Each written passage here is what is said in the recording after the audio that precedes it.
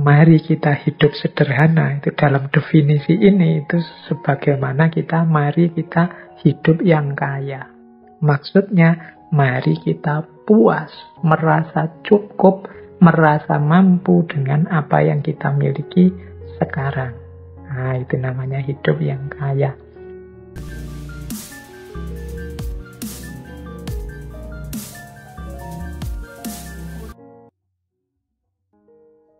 Orang yang mau berjuang, orang yang mau mengupayakan perubahan-perubahan untuk hidupnya menjadi semakin baik di level apapun, ini saja sudah membuktikan mereka manusia yang berharga.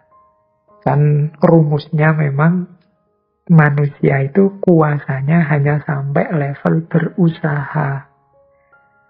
Hasil atau tidak, sukses atau tidak, itu di luar ranah kita sebagai manusia. Tuhan yang menentukan, Allah yang menakdir hasilnya apa. Jadi, begitu manusia ini mau berjuang, berupaya menghasilkan hal-hal besar, baik untuk dirinya maupun untuk masyarakatnya, dia sudah layak untuk kita hormati, apapun bentuknya. Jadi, dia layak untuk mendapatkan penghormatan dari kita. Kita sering mengasosiasikan sederhana itu sesuatu yang sedikit atau sesuatu yang tidak banyak. Sehingga kata-kata sederhana itu rasanya kok dekat dengan kemiskinan atau kekurangan. Itu konotasi kita selama ini. Padahal tidak begitu. Jadi, kalau Seneca mendefinisikan kesederhanaan itu lebih, kalau pakai bahasa agama, itu sifat qanaah. Jadi, qanaah itu maksudnya menerima apa adanya, mensyukuri apa yang sekarang kita miliki. Jadi rumusnya itu sebenarnya kuncinya. Kata Seneca begini, apabila Anda merasa belum puas dengan apa yang Anda miliki sekarang, maka Anda tidak akan merasa puas. Walaupun dunia seluruhnya menjadi milik Anda. Jadi apabila engkau tidak merasa puas dengan yang engkau miliki sekarang, maka engkau pun tidak akan puas. Meskipun seluruh dunia menjadi milikmu. Hidup yang bahagia adalah hidup yang sederhana. Berarti hidup yang ikhlas, rela, puas dengan apapun yang kita miliki sekarang. Inilah hakikatnya orang yang kaya. Kaya itu kan berarti orang yang bisa memenuhi semua yang dia butuhkan. Kalau orang merasa, aku merasa puas, merasa cukup dengan yang aku miliki, ini kan mentalnya orang kaya. Dia merasa bisa memenuhi semua kebutuhannya. Aku merasa cukup dengan yang aku miliki saat ini. Sementara orang yang tidak puas dengan apa yang dia miliki, bahkan meskipun yang dia miliki berlebih dan sangat banyak, tapi kok merasa kurang saja, ini hakikatnya orang yang bermental miskin. Itulah sejatinya hidup miskin. Berarti kesederhanaan itu ekuivalen itu maksudnya setara sama dengan kekayaan. Dalam arti mental kaya. Mental kaya dalam arti merasa cukup, merasa puas dengan apa yang aku miliki saat ini. Sementara tidak sederhana itu ekuivalen dengan kemiskinan atau mental miskin. Selalu merasa kurang, selalu merasa tidak cukup, tidak puas dengan yang dimiliki saat ini. Jadi ternyata mari kita hidup sederhana, itu dalam definisi ini itu sebagaimana mari kita hidup yang kaya. Maksudnya, mari kita puas, merasa cukup, merasa mampu dengan apa yang kita miliki sekarang. Nah, itu namanya hidup yang kaya. Jadi, boleh saja kita masih belum punya mobil, boleh saja motor kita masih motor tua yang itu, yang masih mogokan, yang tiap bulan sekali harus servis, yang harus selalu keluar uang banyak untuk servis, macam-macam. Tapi kita puas, kita merasa, wah, hidup saya itu sudah cukup, apa-apa saya punya, yang saya inginkan terpenuhi semua. Nah, kita bahagia dengan itu, berarti kita punya mental kaya. Itulah hidup sederhana. Kesederhanaan itu sebenarnya. Bukan sesuatu yang kesannya kan seperti serba kekurangan. Kita membayangkan sederhana itu di limit paling bawah, paling minimal. Sebenarnya ya kesederhanaan itu menunjukkan orang yang bermental kaya karena dia merasa puas dan cukup dengan yang dimiliki saat ini. Kata Seneca selanjutnya, tidak ada yang lebih terhormat dibandingkan hati yang penuh rasa syukur. Jadi orang yang senantiasa mensyukuri anugerah apapun yang dia dapat dari Tuhan dalam hidupnya, sekecil apapun atau sebanyak apapun, sangat berkualitas atau biasa-biasa saja, semuanya dia syukuri. Inilah orang yang layak kita hormati, karena dia mental-mentalnya orang kaya, orang yang senantiasa puas dalam hidupnya. Dialah orang yang terhormat. Tapi orang yang senantiasa tidak puas, senantiasa mengeluh, senantiasa menuntut, seolah-olah hidupnya isinya hanya keruwetan-keruwetan, kesulitan-kesulitan saja, menutup sebelah mata terhadap aneka anugerah Allah padanya. Ini menunjukkan orang ini mentalnya masih mental miskin. Jadi, kalau pakai quote-nya Seneca tadi, ya bersyukur tadi loh yang harus lebih kita hormati. Karena dia lebih terhormat. Bahkan mungkin meskipun kepemilikannya sangat minimal, tapi dia senantiasa bersyukur. Yang sedikit itulah yang dia syukuri di hadapan Tuhan. Alhamdulillah, berarti kita puas dengan anugerahnya yang seperti ini, yang layak dihormati. Itu dari quote keduanya Seneca tadi. Tidak ada yang lebih terhormat dibandingkan hati yang penuh rasa syukur. Jadi rumus pertama kesederhanaan itu adalah puas dengan apa yang dimiliki. Yang kedua senantiasa bersyukur. Dan yang ketiga adalah sampai kita melanjutkan hidup tanpanya, kata Seneca, kita tidak sadar betapa sangat banyak hal yang tidak penting. Kita menggunakannya bukan karena kita membutuhkannya, namun karena kita memilikinya. Nah, yang ketiga ini pelajaran bagi kita untuk cermat, untuk jeli, melihat bahwa sebenarnya ada sangat banyak hal yang kita miliki itu sebenarnya tidak penting. Jadi harusnya kita berbagi dengan yang lain. Ini ciri hidup sederhana selanjutnya. Jadi sadar apa saja yang tidak terlalu penting kemudian kita tinggalkan. Ya kita tinggalkan mungkin berbagi dengan yang lain. Baju misalnya, ini contoh mudah ya. Coba teman-teman ditengok lemarinya itu. Berapa puluh baju kita. Terus berapa yang kita pakai efektif sebenarnya. Itu mungkin sebagian besar bisa jadi mungkin 75% baju yang kita punya itu sebenarnya jarang dipakai juga. Mungkin saatnya kita berbagi. Kita hanya dengan 25% yang kita miliki itu sebenarnya kita sudah bisa hidup nyaman. Baju contohnya. mungkin ada yang koleksi sepatu, macam-macam banyak hal dalam hidup kita sebenarnya. Tanpa itu pun kita masih bisa melanjutkan hidup loh. Tapi karena sudah terlanjur punya, rasanya terus kita butuh.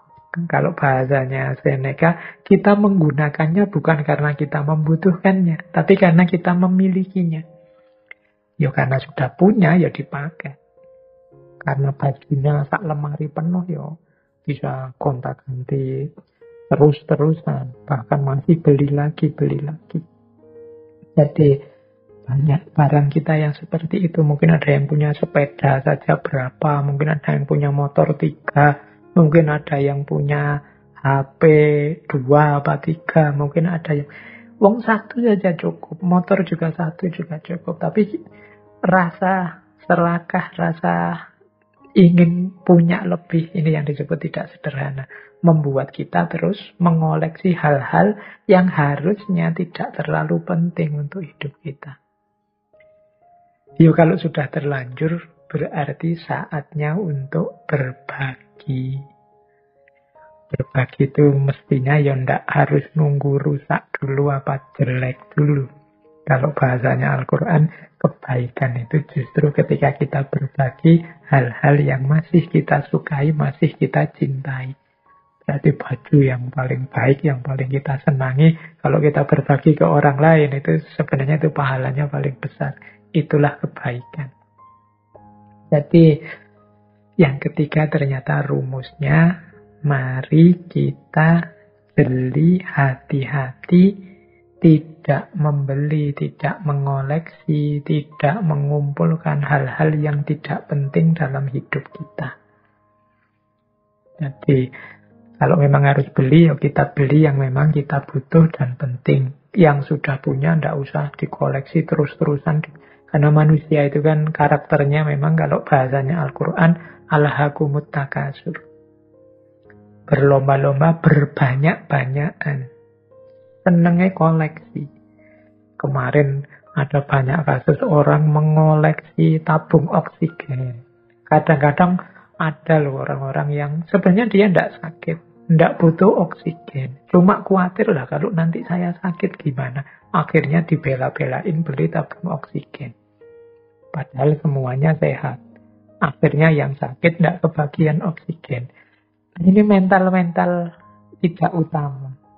Jadi hidup yang tidak sederhana. Nanti kalau memang butuh, ayo kita berusaha mencari, membeli. Kalau belum butuh, sisakan untuk yang sedang membutuhkan. Jadi kata Seneca, sampai kita melanjutkan hidup tanpanya, kita tidak sadar betapa sangat banyak hal tidak penting. Kita menggunakannya bukan karena kita membutuhkannya, namun karena kita terlanjur memilikinya. Nah, ini berarti saatnya bersih-bersih. Segala kemubaziran yang tidak perlu, yuk kita biasakan berbagi, apalagi zaman-zaman seperti ini. Rumus ketiga itu. Rumus keempat, untuk hidup yang sederhana, kata Seneca begini. Ini melengkapi yang ketiga sebenarnya. Apapun yang melewati batasnya, selalu dalam keadaan tidak stabil. Nah, yang ketiga ini rumus jangan berlebihan. Apapun itu ada batasnya. Apapun itu. Jadi, bahkan termasuk kebaikan. Dan sering saya bilang, baik itu utama. Tapi terlalu baik, kadang-kadang malah jadi tercela. Terlalu, pokoknya ada terlalunya. Itu kan berarti melewati batas. Membaca itu utama. Tapi kalau hidup untuk membaca terus, nggak peduli makan, nggak peduli temennya sakit, nggak peduli apa, ya jadinya nggak utama. Rajin itu bagus, terlalu rajin itu kadang-kadang malah diketawain orang. Kuliah jam 7, rajin sekali, 6:30 sudah sampai di kelas, nunggu dosennya.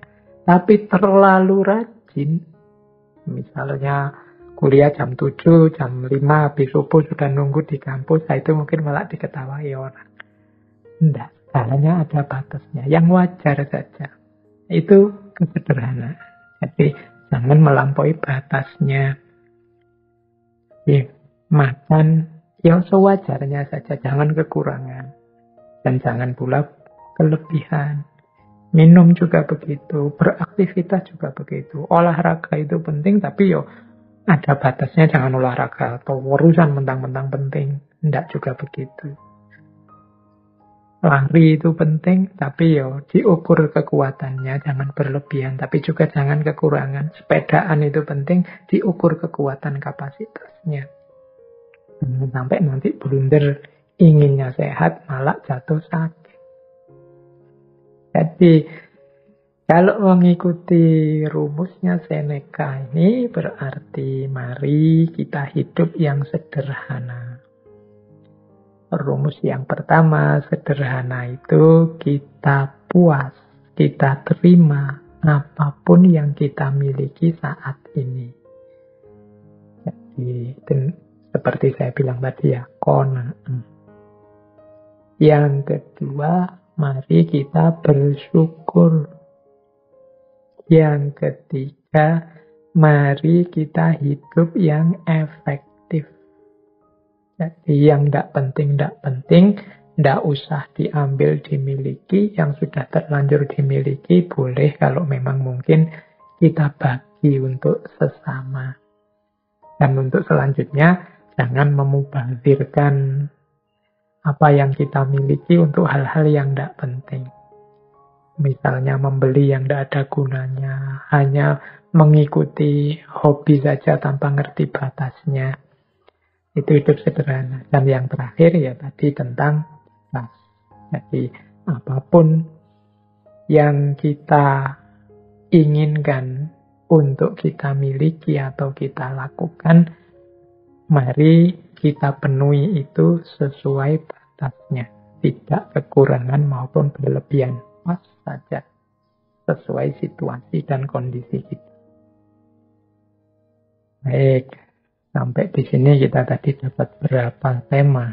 Sudah dapat tentang kehidupan, perjuangan, dan kesederhanaan. Nah, sekarang mari kita belajar tentang kebahagiaan. Oke. Silakan teman-teman yang mungkin ambil nafas sebentar. Karena ini materinya padat malam hari ini.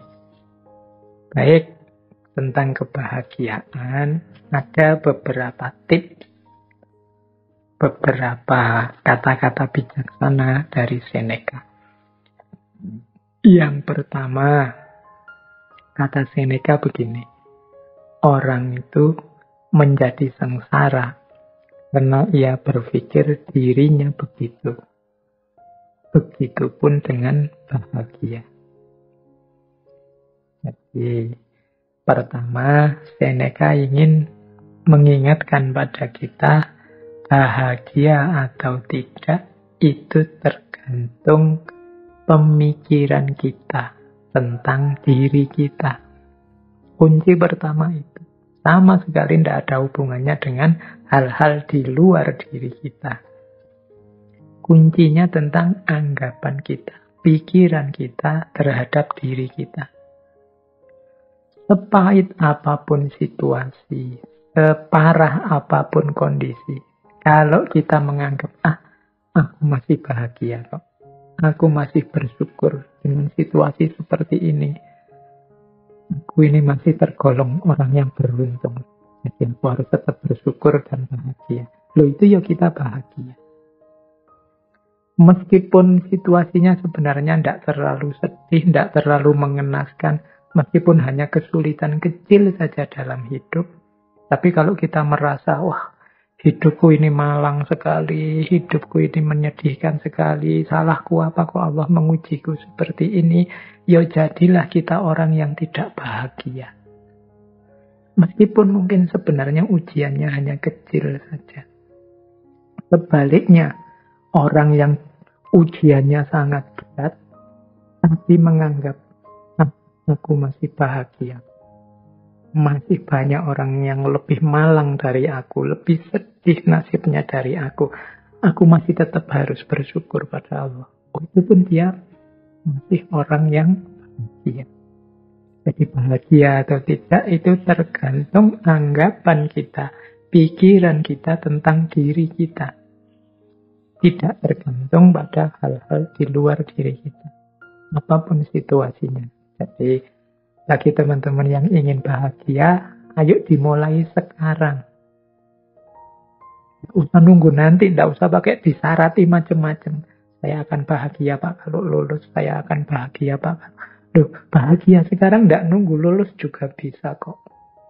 Alhamdulillah, skripsiku sudah memasuki tahap akhir. Meskipun prosesnya lama, masih banyak teman-teman yang tidak selesai-selesai, bahkan proposal saja belum. Yang belum proposal, alhamdulillah aku sudah mulai nggarap proposal sebentar lagi. Banyak teman-teman yang sampai kena DO tidak sempat nggarap skripsi. Yang DO mungkin ya, alhamdulillah aku masih sempat merasakan seperti apa kuliah. Banyak loh saudara-saudara teman-teman kita yang sampai tuanya tidak tahu rasanya kuliah itu apa, sibuk dengan kesulitan hidupnya. Ada sangat banyak alasan untuk kita bahagia, sebagaimana juga ada sangat banyak alasan kalau kita tidak mau bahagia. Tergantung kita milih yang mana. Jadi pandemi ini kita sikapi seperti apa, membahagiakan atau menyengsarakan, masih dalam batas kita harus bersyukur ataukah sama sekali harus kita ratapi. Itu semuanya tergantung kita. Jadi tidak ada hubungannya dengan yang di luar diri kita. Maka yuk mari kita tata cara berpikir kita. Biar kita hidup secara bahagia. Kemudian ada rumus yang kedua, kata Seneca begini, kehidupan yang bahagia adalah yang sesuai dengan sifat alaminya. Jadi kebahagiaan itu akan muncul kalau kita ngerti kondisi harmonis, seimbang, alami dalam kehidupan kita. Ini nyambung dengan yang tadi, yang bagian kesederhanaan tadi, bahwa kita jangan berlebihan. Hiduplah di standar yang alami saja. Sesuai sifat-sifatnya. Kalau bahasa tadi, sesuai divine reason-nya. Sesuai sunnatullahnya. Ya kita kuatnya makan berapa, kuatnya tidur berapa persen kita harus tidur, berapa persen harus makan, berapa persen harus istirahat. Berarti untuk belajar berapa, untuk ibadah berapa. Standar saja, yang alami-alami saja. Makan yang menguntungkan untuk tubuh. Caranya seperti apa, bahannya apa saja. Gimana caranya agar tidak kekurangan atau berlebihan. Itu standar-standar alami. Kalau kita bisa hidup dengan standar yang alami tadi, ya mudahnya tidak kekurangan, tidak berlebihan, insya Allah kita akan bahagia. Yang ketiga, kata Seneca begini, berbahagialah mereka yang dapat bertahan di saat menerima keberuntungan dan ketidakberuntungan. Jadi, mental ketiga yang melahirkan kebahagiaan adalah penerimaan. Di antara sumber ketidakbahagiaan kita adalah kita tidak terima dengan situasi yang padahal sudah nyata kita hadapi. Kita tidak mau ngaku, kita tidak mau menerima bahwa oh iya, sekarang memang situasinya seperti ini. Oh iya, sekarang memang kondisinya begini. Mari kita terima dulu kenyataan hidup. Kalau orang Jawa menyebut kasunyatan. Mari kita terima dulu apapun situasi yang memang sudah jelas kita hadapi. Ini akan membuat kita bahagia. Bahwa untuk selanjutnya wah saya harus mengubahnya jadi lebih baik, saya harus memperjuangkannya agar lebih berkualitas, monggo. Tapi pertama-tama, mari kita terima dulu. Apapun situasinya. Jadi, kalau bahasa psikologisnya, jangan denial. Jangan menyangkal. Kalau memang faktanya sudah terjadi, bukti nyatanya sudah kelihatan, yuk kita terima. Biar tidak gelisah jiwa kita, tidak bingung. Jadi, apakah itu jenisnya keberuntungan atau ketidakberuntungan? Ini lebih kondusif untuk kebahagiaan hidup kita. Dibandingkan kalau kita menolak terus, kita curiga terus, kita membantah terus, tidak terima terus. Itu secara psikologis tidak kondusif. Membuat kita tidak bahagia. Akan lebih baik kalau kita terima. Pak, kalau kita dibohongi, akhirnya gimana, Pak? Ya enggak apa-apa, kita akui saja bahwa kita memang dibohongi. Besok, semoga saya enggak dibohongi lagi, berarti saya harus belajar. Itu lebih membahagiakan. Daripada sejak awal kita curiga, terus curiga itu pasti enggak bahagia. Suudzon itu pasti tidak membahagiakan. Kemudian hasilnya memang dibohongi, terus marah-marah.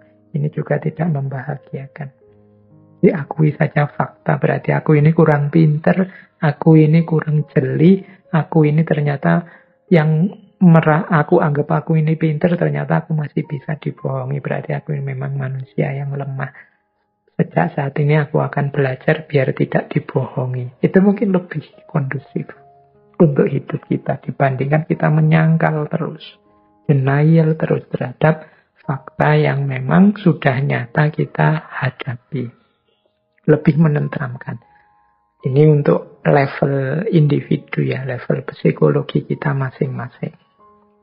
Mungkin kalau nanti urusannya beda, mungkin level sosial atau politik atau ekonomi logikanya mungkin berbeda, tapi untuk kenyamanan kebahagiaan hidup kita, penting bagi kita untuk mengakui dan menerima situasi yang kita hadapi, baik bentuknya keberuntungan maupun ketidakberuntungan.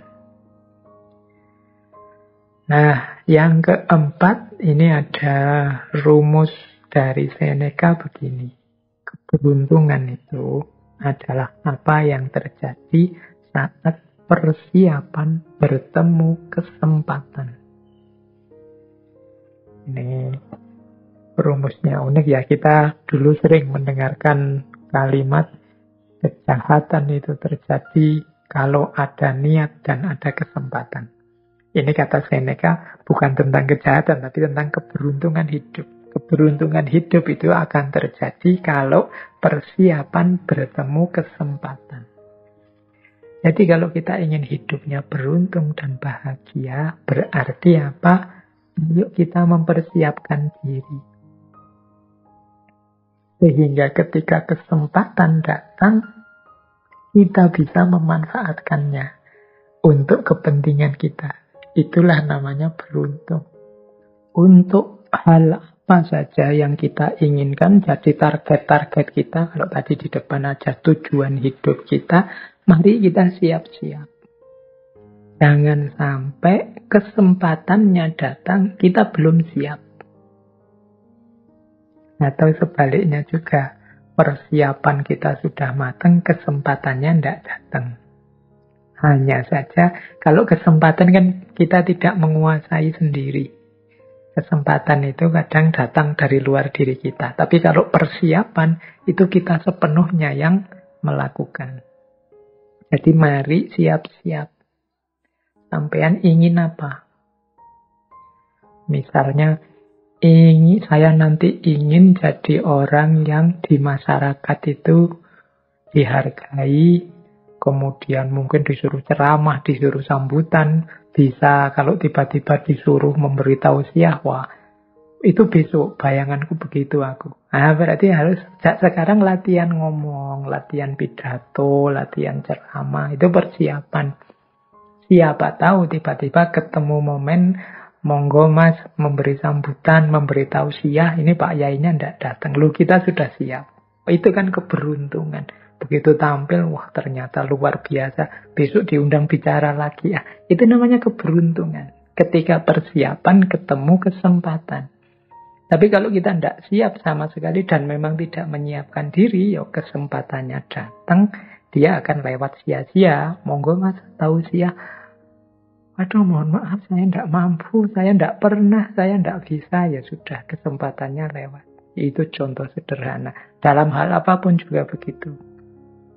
Ketika teman-teman ingin meraih sesuatu, persiapkanlah diri sebaik-baiknya sehingga ketika sesuatu itu hadir, kita sudah siap menyambutnya. Itulah kuncinya hidup bahagia. Jadi beruntunglah kita yang ketika kesempatan datang kita sudah siap. Ini diantara rumusnya kebahagiaan. Berarti sehubungan dengan target-target hidup kita, keinginan-keinginan kita, kita harus mempersiapkan diri untuk menghadapinya, mengelolanya begitu kesempatannya datang. Karena keberuntungan itu terjadi ketika persiapan bertemu kesempatan. Jadi ada 4 rumusnya kebahagiaan. Kalau versinya Seneca, yang pertama, pikiran kita tentang diri kita jadi kunci bagi kebahagiaan kita. Yang kedua, hidup yang alamiah, tidak berlebihan, tidak kekurangan, sesuai sunnatullahnya akan lebih membahagiakan. Yang ketiga, kekuatan kita untuk menerima, kemampuan kita untuk menerima apapun situasi, baik beruntung atau tidak beruntung, adalah sumber kebahagiaan.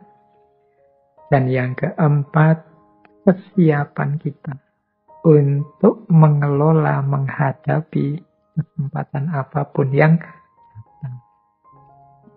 Jadi, itu antara lain kuncinya kebahagiaan menurut Seneca. Baik, kita lanjutkan setelah tentang kebahagiaan. Sekarang kita bahas yang sebaliknya. Tentang kesia-siaan. Ini membahas tadi ya, ketika kita mengabaikan hidup, tidak serius dalam hidup. Seperti apa sih hidup yang sia-sia itu? Nah, kita lihat beberapa rumusnya Seneca.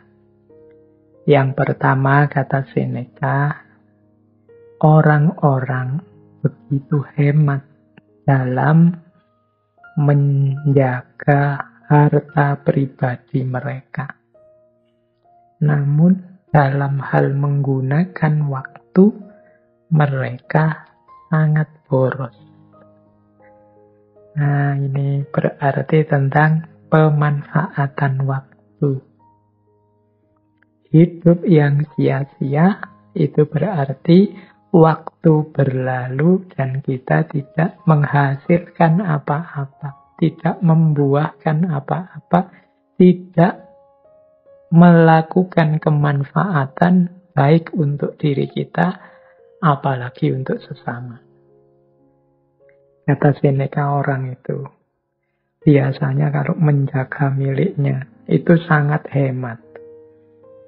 Kayak kita punya uang, kita punya harta benda, itu kan kita jaga benar-benar. Kalau tidak ada perlunya, ya tidak kita belanjakan.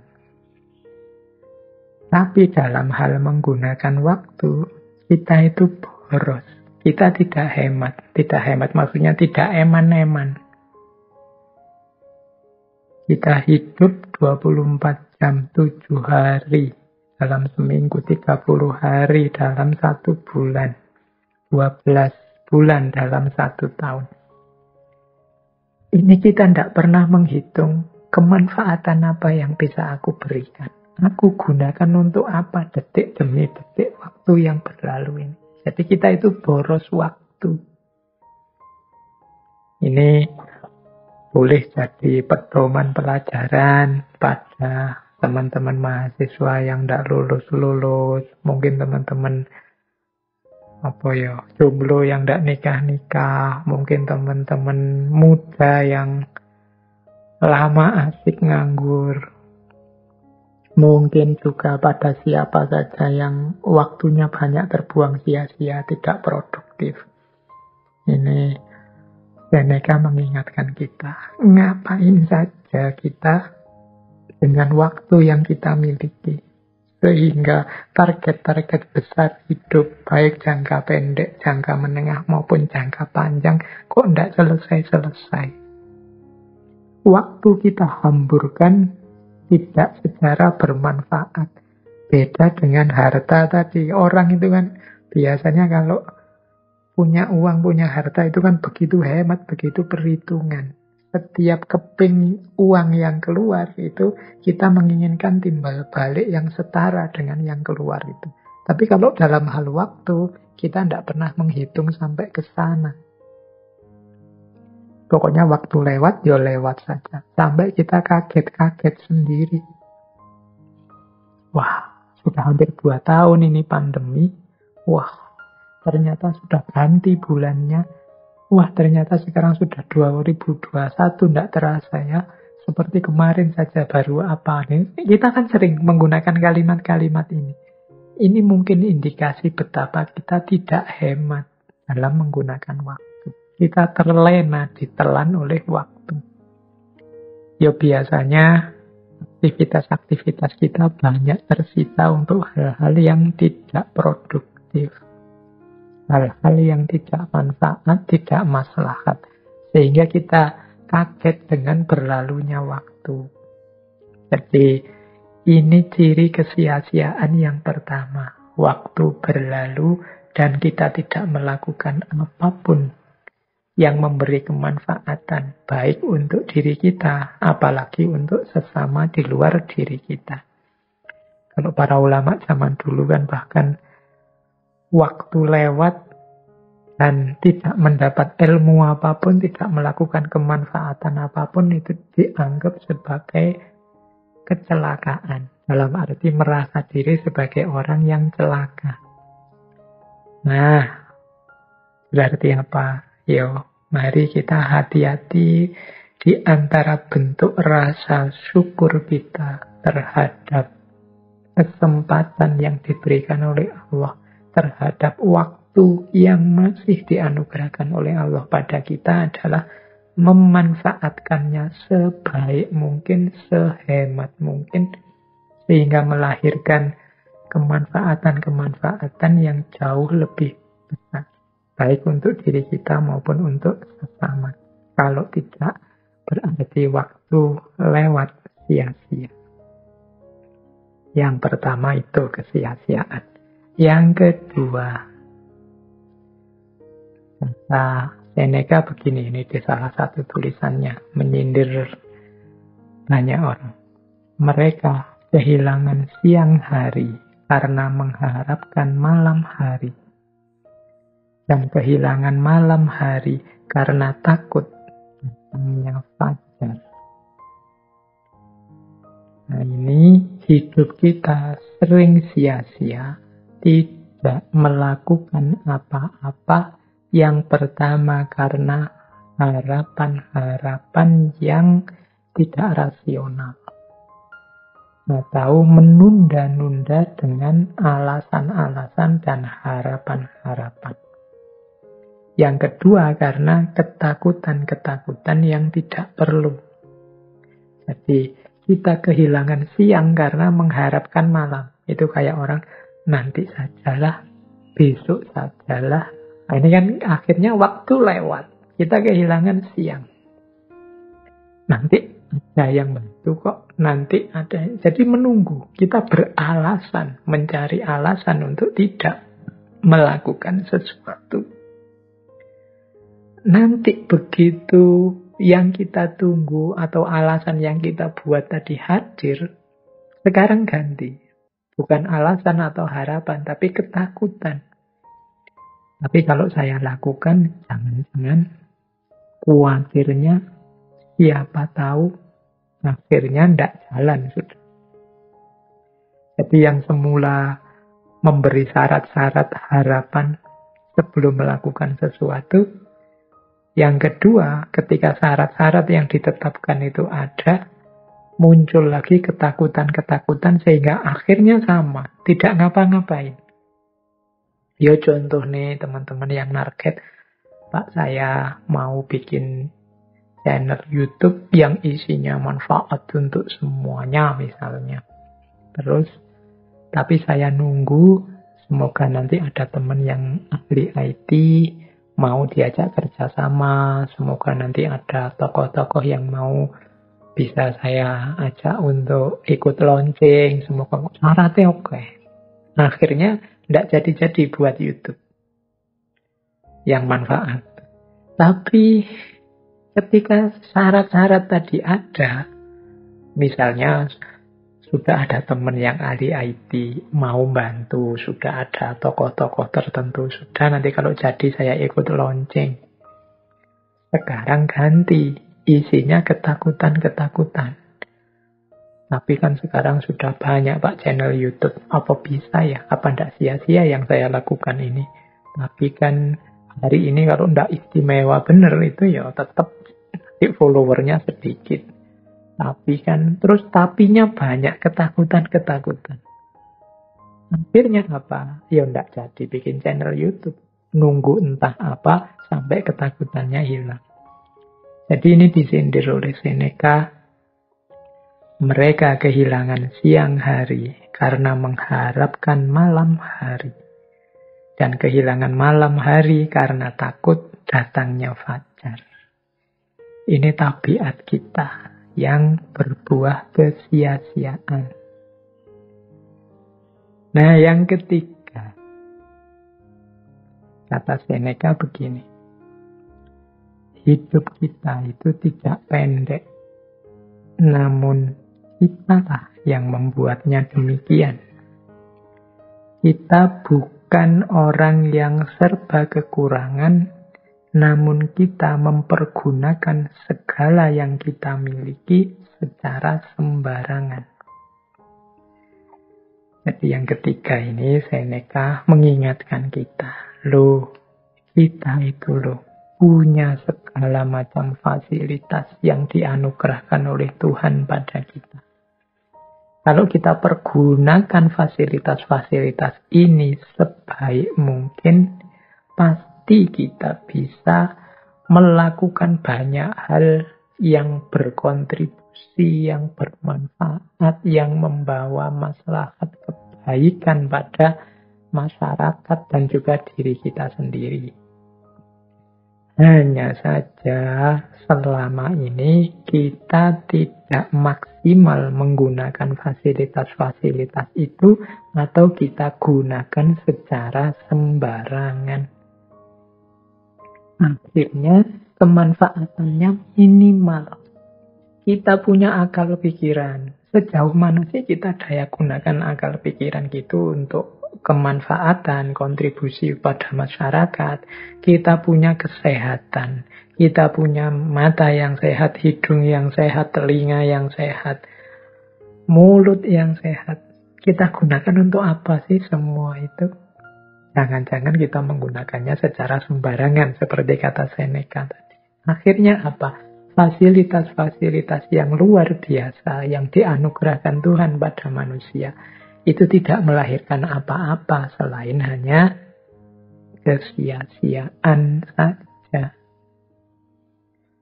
Jadi akarnya kesia-siaan ternyata ada pada diri kita yang tidak memanfaatkan, mempergunakan segala fasilitas yang kita miliki dalam hidup, keistimewaan-keistimewaan yang diberikan oleh Tuhan pada kita sebagai manusia.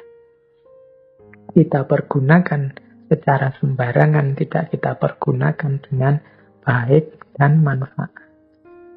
Jadi yang ketiga, kesia-siaan itu muncul karena kesembronoan kita, keabaian kita dalam mempergunakan nikmat-nikmat, fasilitas-fasilitas dari Tuhan. Jadi dari tiga hal ini bisa kita simpulkan berarti menurut Seneca hidup itu sia-sia. Pertama, ketika kita tidak menggunakan waktu dengan baik. Yang kedua, ketika kita terlalu banyak membuat alasan, membuat dalih, menunda-nunda tindakan sehingga akhirnya kita tidak melakukan apa-apa yang bermanfaat.